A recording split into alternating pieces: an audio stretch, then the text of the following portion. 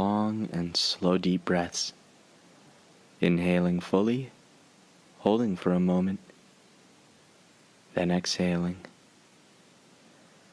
Continue to breathe like this in your own time. Each time you exhale, really consciously let yourself relax. I want you to try to bring to mind something that you're grateful for. It can be a pleasant experience you've had, spending time with someone you love, anything at all.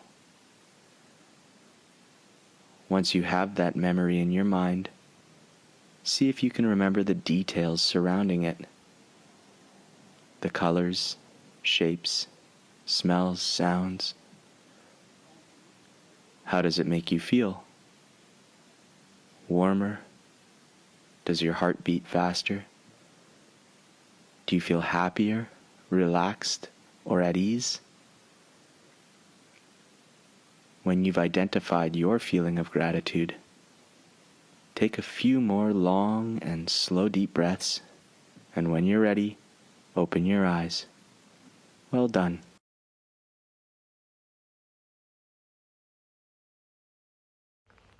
And as we light our candle, it reminds us of what Jesus said. What did Jesus say?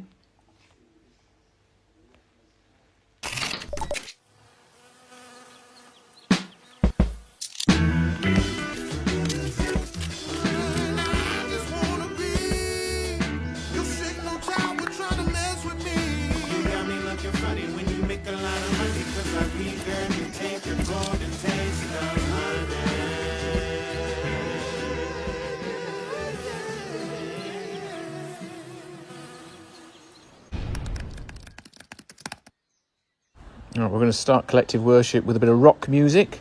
Get it? Rock music. I'm going to use these rocks to make music.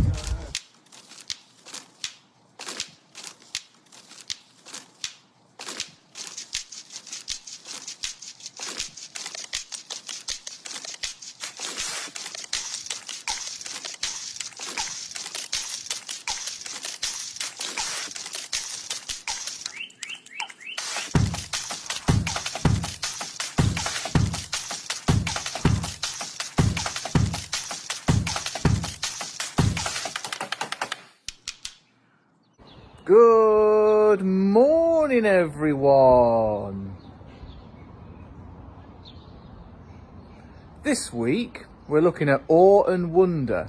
And in particular, we're going to be looking at nature. Your curriculum, children, is all about people and their impact in our wonderful world.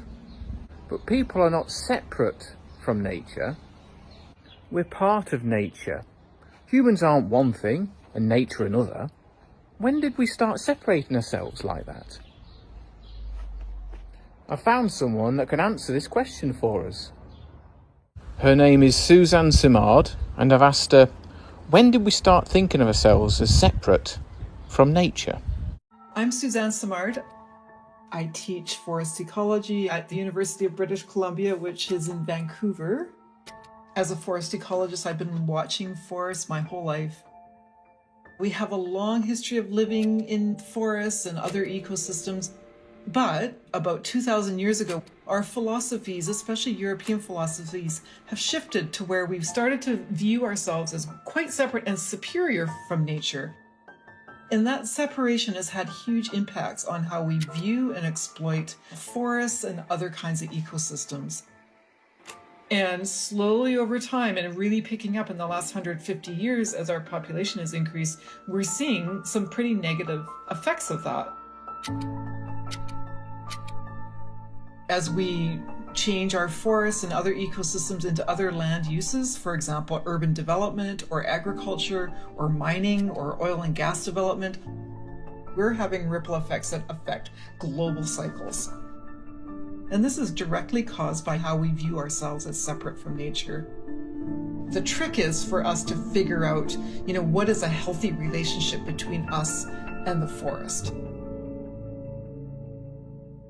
There's a secret that I've discovered that will show us the way to solve these problems, and that is the discovery that mother trees connect the forest.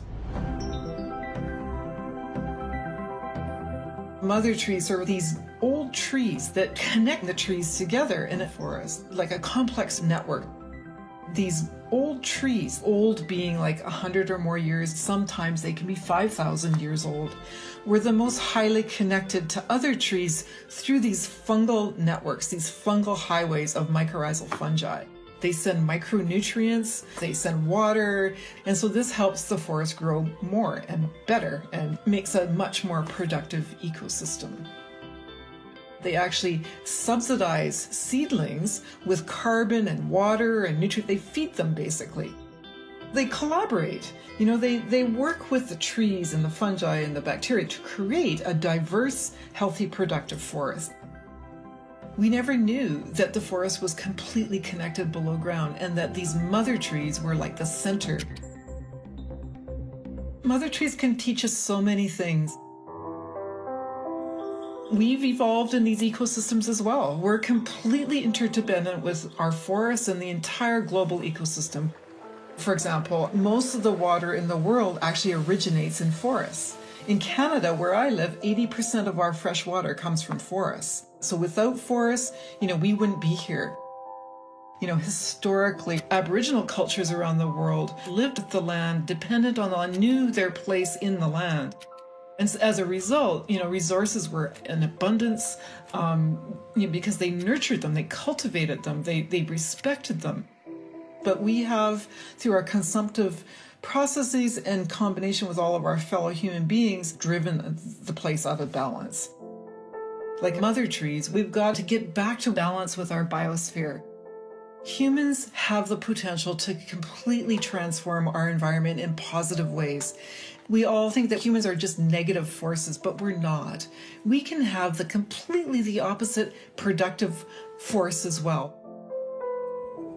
Collaboration is the most important interaction that we have with each other. In nature and evolution, scientists have figured that out. Darwin recognized that collaboration and symbiosis, where organisms help each other, was absolutely crucial to the evolution, the coevolution of creatures. And so that crosses over into our social connections too. Collaboration is that magical thing that allows us to create emergent things like health and symphonies and mindfulness and love, all these amazing things that you can't quite dissect and say that's how it works, but it's actually essential.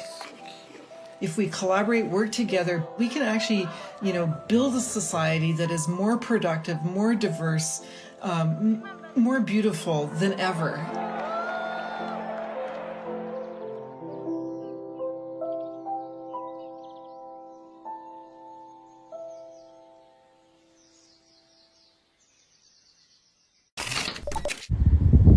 Okay, children, if you'd like to close your eyes and be aware of the used breath going out of your bodies and fresh air coming in.